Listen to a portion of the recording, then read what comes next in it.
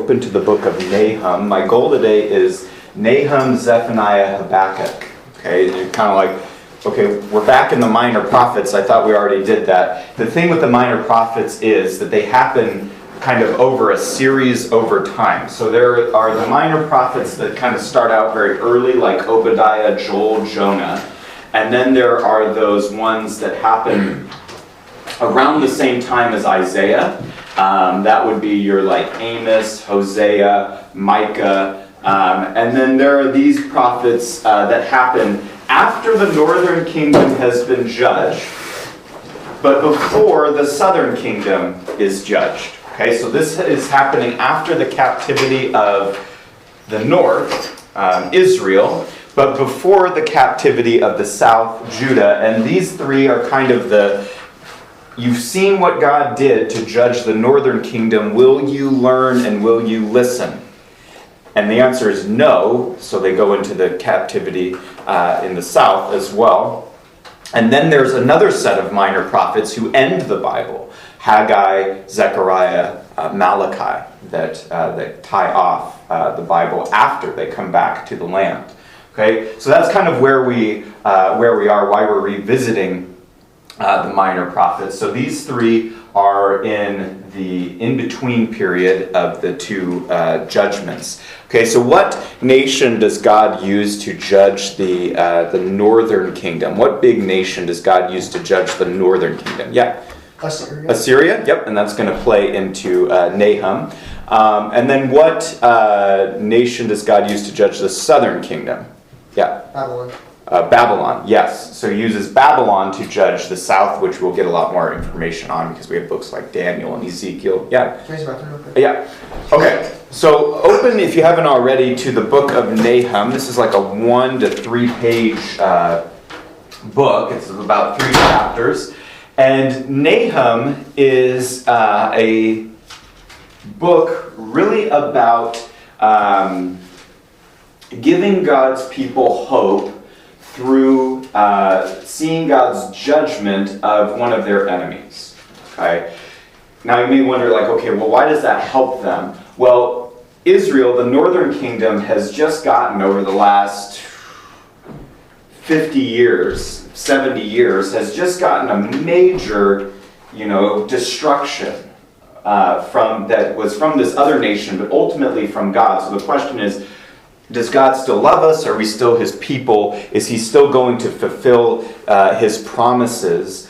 And Nahum is a book that comes in to introduce that God does care for his people. And he says, in the not too distant future, God will judge the nation that was used to judge you. God holds them accountable as well. Okay, so we'll talk about what Nahum is about in a second, but just to kind of go by what his name means, I'll give us a hint here, even though I know I've written stuff on the board, but if you know the name Noah, what the name Noah means, then you have an understanding of what Nahum means, because they're actually in Hebrew pretty similar. They're just different versions of basically the same word or the same name. Okay, and so in Genesis 5:29, Noah's father Lamech names him Noah because he says, maybe this one will give us what?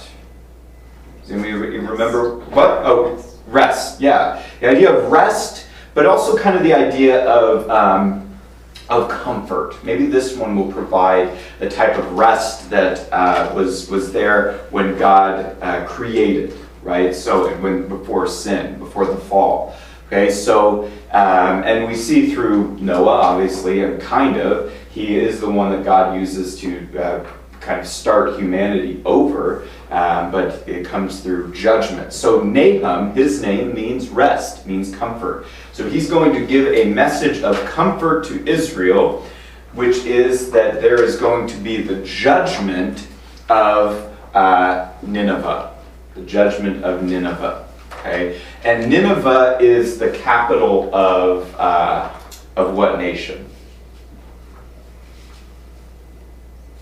Assyria. Assyria. Yep. So Assyria is the big nation, Nineveh is the capital, and we've already heard about Nineveh, obviously, and we have some familiarity with it because of what other minor prophet? Jonah, right? So Jonah goes to the previous generation, while a couple, generation, some decades back, and he goes reluctantly to warn them of God's judgment so that they have an opportunity to repent. Now, Jonah doesn't really give the full message to say God's judgment is coming, therefore repent. Jonah just says God's judgment is coming, and they repent anyway, and then Jonah gets mad. Well, that generation repented, but the next generation did not turn to God, did not stop sinning, and therefore they become a great nation, but they destroy the northern kingdom of Israel, which God warned them about. But God will eventually destroy this nation as well.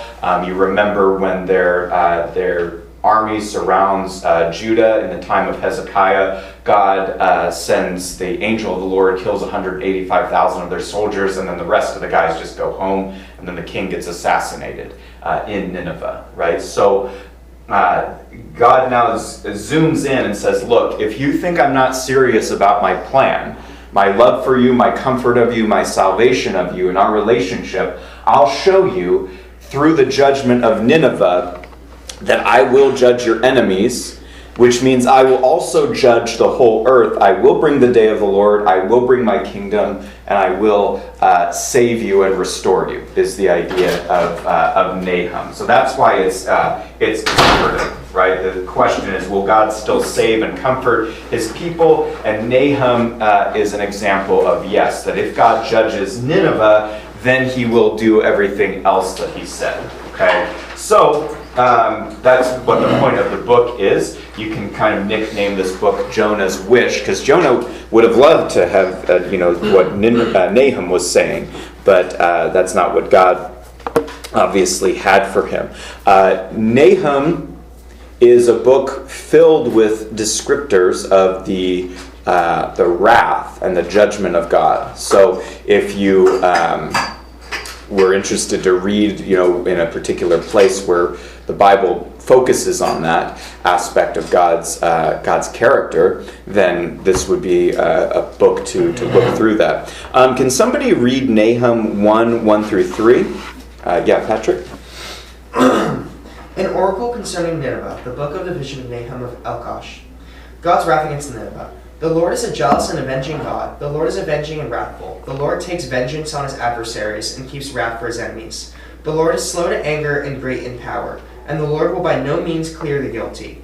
His way is in whirlwind and storm, and the clouds are the dust of his feet.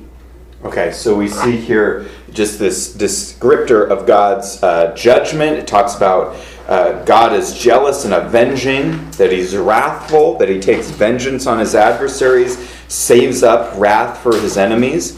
Now, in verse 3, it talks about God's slow to anger, and Nineveh experienced that. In fact, that's what's described in Jonah. Jonah says, I knew you were slow to anger, and I knew that you would, if they repented, you would judge them. But God does not, his patience doesn't last forever, right? So he doesn't just ignore sin. And so now he says, look, I am going to judge this nation. I am going to judge Nineveh. And then let me just read a few statements. Nahum 1:6 talks about who can stand before his indignation? Who can endure his burning anger? His wrath is poured out like fire, and the rocks are broken up by him. Okay, so we have the wrath of God described here, but we also have the idea that Nineveh is going to be destroyed largely by fire. Okay, so keep that in mind. Okay, that God's going to destroy by fire, but it also says that God's going to destroy by something else. Okay, in verse 7 it says, Yahweh is good. He's a stronghold in a day of trouble. He knows those who take refuge in him. But now can somebody read Nahum 1:8 for the other side of what God will use to destroy Nineveh? Nahum 1:8. Yeah, Patrick. Both an overflowing flood, he will make a complete end of the adversaries, and will pursue his enemies into darkness. Okay, so now we have something kind of odd said here. God says he's going to destroy Nineveh through what? So I already mentioned one, but... A flood. A flood. Yeah, so it's like... But what's strange about this? Because the first thing he's... They're going to destroy through fire, but fire and water don't mix. Yeah, fire and water don't mix. This is kind of what's odd, is that it seems like this prophecy is kind of far-fetched. Like, why? How would God destroy with fire and water? Nineveh is surrounded, remember, by like a river. They worship the fish god, and Jonah gets swallowed by a fish, and they listen to him. And they get what a fire is, but how does this actually happen? Well, this is actually fulfilled. Later on, Nineveh is attacked, and their enemies come in. They burn down the capital. And then they break through the walls and the moat, and the city literally burns as it floods. So they have a flood that goes through after the fact. So if you guys remember, like, if you guys like Lord of the Rings, okay, you know the two towers, the one where the trees are going and attacking, that's all burning, and then that's kind of what you can picture in your mind. So this actually, it's very precise. It actually happened in history. Nineveh, it sounded weird that they said, well, it's going to go through burning and flood, but it actually did. And so God showed his judgment of Nineveh. And so that judgment of Nineveh is going to be a sign that God will do what he says, that he has control. So then Nahum quotes a part of Isaiah. Can somebody read Nahum 1:15? Yeah, Eli? Behold, up upon the mountains the feet of him who brings good news, who publishes peace. For keep your feast, O Judah, fulfill your vows, for never again shall the worthless pass through you. He is utterly cut off. So he says, look, now I'm bringing the good news, the gospel, like Isaiah talked about when he talks about comfort, O comfort my people in Isaiah 40. How blessed are the feet of him who brings good news, to Zion. So he's saying, look, God's going to use his judgment to make what happened in Isaiah take place, right? He will cut off the wicked. In chapter 22, talks about the God scattering people, judging Nineveh. But in Nahum 2:2, let me just read a verse here. It says, for Yahweh will restore the splendor of Jacob like the splendor of Israel, even though devastators have devastated them and destroyed their vine branches. So he says, look, God is going to restore. He is going to save his people. And the judgment of Nineveh proves that, gives evidence to that. Vivian, let's sit up while we're doing this. Okay, and then in verse 2:8, again, it uses the water descriptor. It says, though Nineveh was like a pool of water throughout her days, now they are fleeing. Stop, but no one turns back. Now that sounds choppy. But what the Hebrew is actually doing is an onomatopoeia, which is a word or phrase that sounds like what it is. So you guys know, like, if you turn a water bottle upside down and the water dumps out and the bubbles are going up, what that sounds like. That's what the Hebrew phrasing sounds like in Nahum, is it sounds like glug, glug, glug, glug. And so that's the idea, that the city is burning, but it's also flooded. Yeah. What verse is that? That particular one is 2:8. Okay, but there are other ones, I believe, as well. Okay, so in 2:13, God says, behold, I am against you, declares Yahweh of hosts. I will burn up her chariots in smoke. A sword will devour your young lions. I will put your prey to the land, and no longer will the voice of messengers be heard. Right, so he talks about Nineveh's ruin. But also, this gives Israel hope that God will restore them. Okay, and then in verse 3:13, talks about the fire consumes your gate bars. And then in verse 14, it says, draw for yourself water for the siege. Right, so now there's fire and water again. Okay, and so he warns them, even to their king, that they will be destroyed. Okay, so this actually happened. That's comforting to Israel, because they say, okay, well, if God can do this for us in the present, he will also judge the rest of the nations in the day of the Lord in the future, and the rest of his promises will be true as well. Okay, so that's Nahum. Go now a few pages forward to Zephaniah. Zephaniah happens about 10 years later, 640. And in Hebrew, like Sephan means to hide something. And Zephaniah is the idea of kind of hidden treasure, but also God's judgment is going to be a big theme of this book, that God is going to judge, just like he judged the northern kingdom, he is also going to judge the southern kingdom. So the wrath of God is a big theme about Zephaniah, but the hidden treasure aspect is that God can hide his people that obey him. He can hide his people in his wrath. The other side of it is that the hidden treasure after God's wrath and judgment is his purifying of his people and his salvation. Okay, so because remember, God is going to judge. Most of the people are committing idolatry, but there are a lot of people, there are a remnant who aren't, but they're going to get punished by the Babylonians as well. So it's kind of like, well, what are those people supposed to do? What about Jeremiah? What about Daniel and his friends? What about Ezekiel?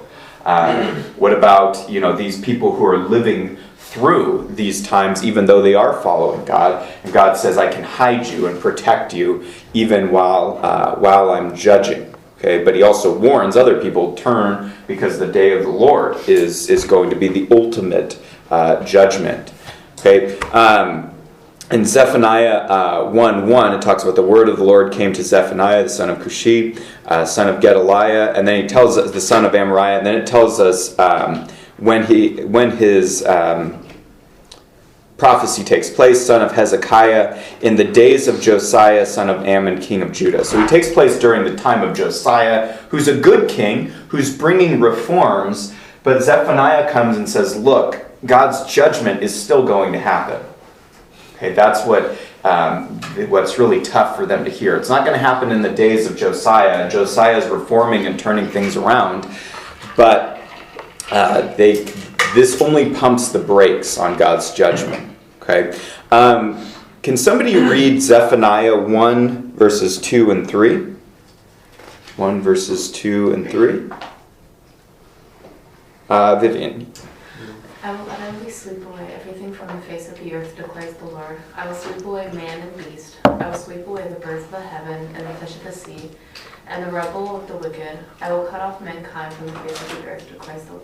Okay, so pretty severe judgment. God says, I'm sweeping everything off the face of the earth. But listen to the language here. It says, man and beast, birds of the sky, fish of the sea.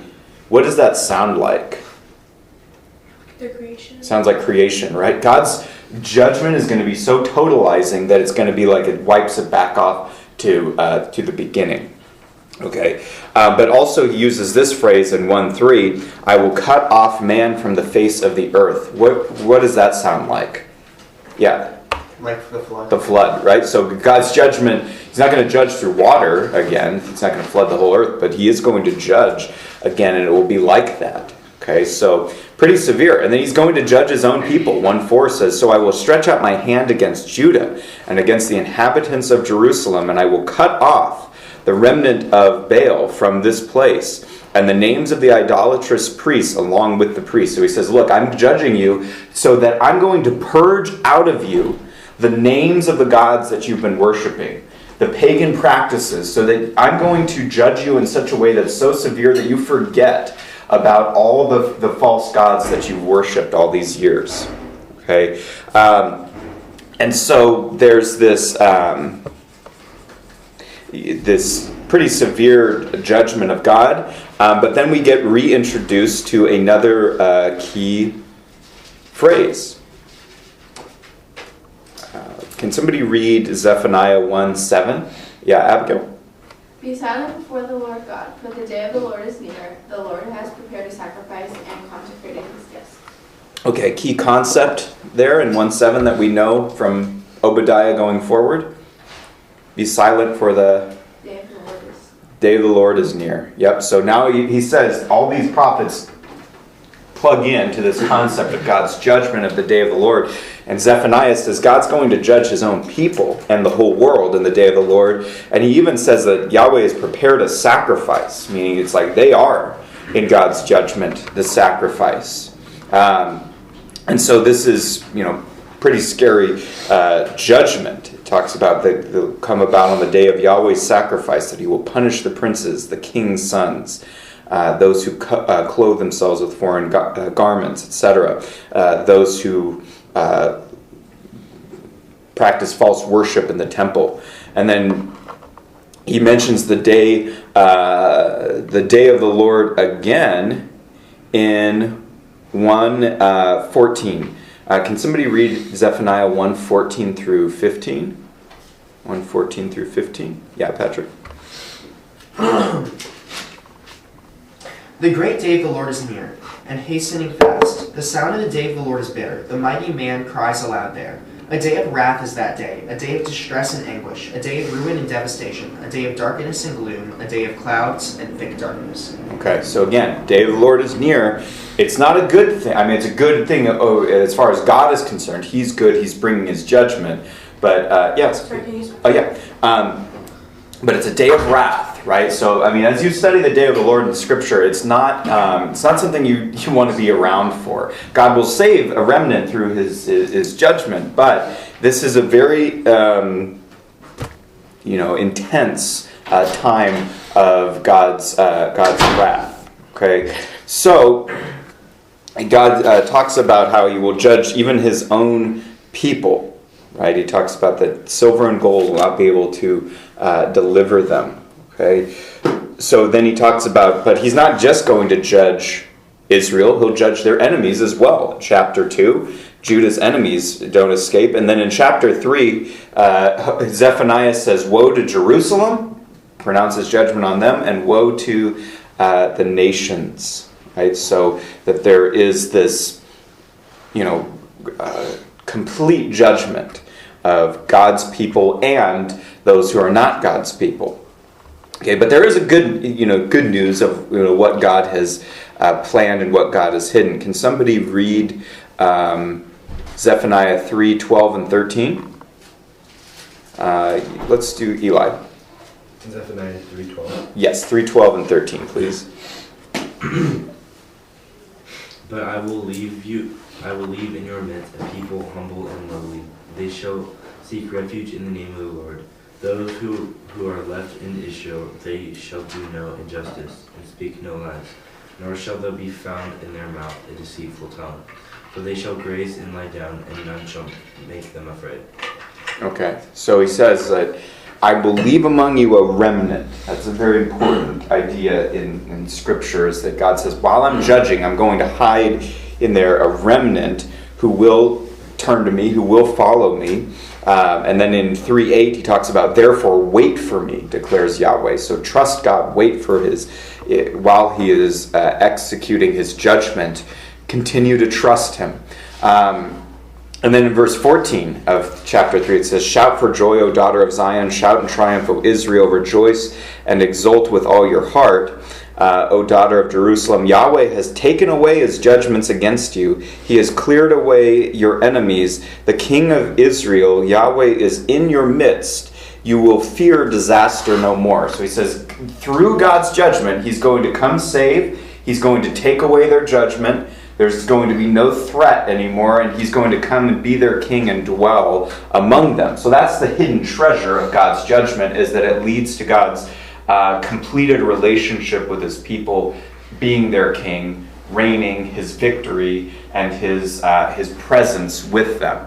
Okay, but it's going to be a very intense judgment in order to get there. But once you get there, something's going to happen that's never happened before, and that is only described here in Zephaniah 3:16 and 17. Can somebody read Zephaniah 3:16 and 17? Vivian. On that day it shall be said to Jerusalem, fear not, O Zion, let not your hands grow weak. The Lord your God is in your midst, a mighty one who will save. He will rejoice over you with gladness. He will quiet you by his love. He will exalt you over you with loud singing. Okay, so now It says that when God has his victory, God's going to celebrate that victory by doing what? He will rejoice over you with what? Gladness and exalt you with loud singing. With singing, yeah. So now God actually in 3:16 and 17, when God comes like a warrior and has his victory and reigns and accomplishes this relationship with his people, he will sing over his own people, okay, and sing a song about what he has accomplished. Okay, so this is only described here, and so that's the hidden treasure of God's judgment, is God's voice joins the song about what he has done, what only he can accomplish. Okay, so he talks about that he will restore them, okay, ending out. So there is some good news. He will deal with their enemies, and then he'll bring them back and have that relationship with his people. Okay. Now, last one for today. Turn back a few pages to the book of Habakkuk. Habakkuk is in 609, okay, BC, about. Okay, probably during the time of the reforms of Josiah. Now, Habakkuk is in the south, Judah. There are idolatrous practices going on, but it's actually a better time. There is an obedient king who is trying to lead the people in obedience. But that's not going to be good enough to halt God's wrath. It's only going to delay it. Yeah. Is it Josiah? Yeah, Josiah. Oh. Mm-hmm. Yeah, so there's a little debate about when Habakkuk writes, but it's probably during the time of Josiah. Now, Habakkuk is going to have a very tough time accepting something. Okay, so he's in 609 in Judah, the southern kingdom. What's on the horizon that's going to take place in a matter of years? Really, between 605 and 587, 86. Yeah. The Babylonian conquest. The Babylonian conquest. And so they're going to take their king, they're going to destroy the city, and then they're going to ultimately destroy what? The temple. The temple, right? So Habakkuk is saying, okay, I know God's judgment is just, and Israel deserves it. There are, believers, there's a remnant of people like Habakkuk who are trying to follow God, and who are, believing God, not participating in idolatry, but God's judgment is going to come to Judah anyway, and the temple's going to get destroyed, and the kings are going to be taken captive, and the people are going to be, a lot of them killed and enslaved and taken into Babylon. Okay? But what Habakkuk cannot get past is what nation is going to be used to judge the southern kingdom. Yeah. Isn't it the nation they made an alliance with? Yeah. That Hezekiah earlier had made an alliance. Babylon. So his problem in thinking through the plan of God is the fact that the Babylonians, which he calls the Chaldeans, their kind of older name, the Babylonians are worse than Israel, are worse than Judah. And so he says, God, I just don't get why, even though you're right to judge us, that you're using people worse than we are to come here and judge us. And he says, I know your character. I know that you hate this, that you despise their pagan idolatry just like you despise ours, yet you're going to give them victory over us, and they're going to take us into captivity. I just don't understand how you, a righteous God, can continue to allow that to happen. Okay, so Habakkuk is what's might be called a righteous complaint. He's not calling into question God's character, and he's not denying God's right to do what God decides to do. But he is having a very hard time with, he's saying, because I know who you are and what you hate, and the sin that you don't approve of, I don't understand why you're using the Chaldeans to judge us. And so that's what he can't really get past. And so he offers this righteous complaint to God and wants to know why. And God speaks to him, and he doesn't give him a hard time for asking. You're okay to ask, because Habakkuk's heart is submissive, it's obedient to God, but it's asking a tough question, okay, which is allowed. He says, God, I know you're like this, therefore, why use the Chaldeans? And so Habakkuk has to kind of wrestle with this. Okay, so Habakkuk brings up this complaint before God, and his name actually means something that is kind of odd, but it does actually play into his message. Habakkuk's name means hug or embrace. Okay, so it's like, well, okay, maybe not all prophets' names go with their message, but it actually does. It's like that. It means the idea of giving a hug. Okay, so it's like, what? How does this work? What is actually going on here is Habakkuk comes to realize that the believer, even as they're experiencing God's discipline and judgment, and the bad part that they have to go through of God's plan to get to God's ultimate goal, they need to submit and trust God and rely onto his plan. Embrace a trusting attitude toward God. And that's why Habakkuk, his key verse, is quoted in the New Testament. Can somebody read Habakkuk 2:4 for us?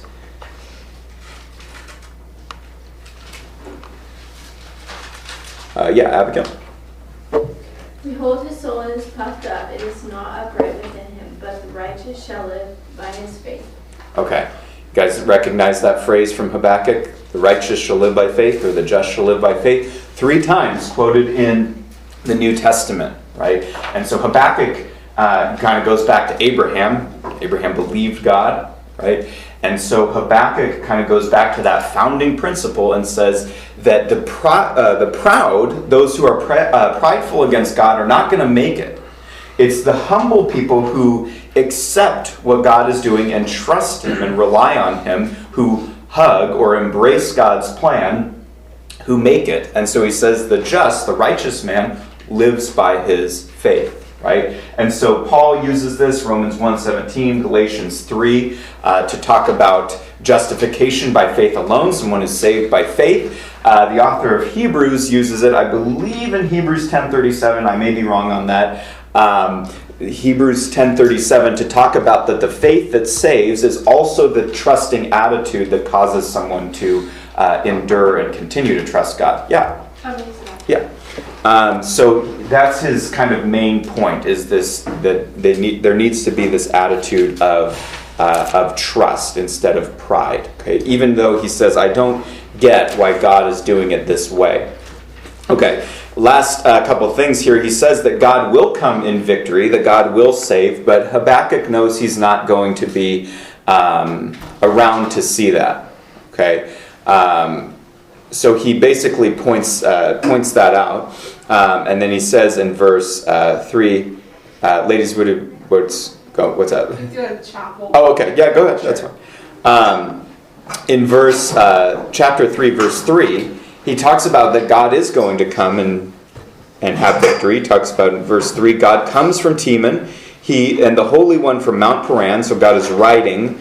And the splendor and his splendor covers the heavens, and the earth is full of his praise. Right? That sounds like Isaiah. The earth is full of his glory, and it talks about the earth that the world will be filled with the knowledge of God at his appearing. Right? So it talks about God does ride to save his people and have victory. Okay, but he says, I'm not going to live through that, but I'm going to continue to trust God because I know that is God's ultimate goal. Last couple verses. Can somebody read Habakkuk 3:17 through 19?